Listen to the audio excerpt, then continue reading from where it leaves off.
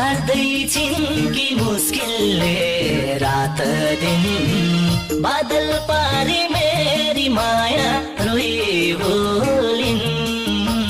यो मार्मिक सन्देश उनले पाए यहाँ मलाई सन्चो छैन त्यहाँ उनलाई कस्तो छ सँगै हुन पाएको भए किन मन रुन्थ्यो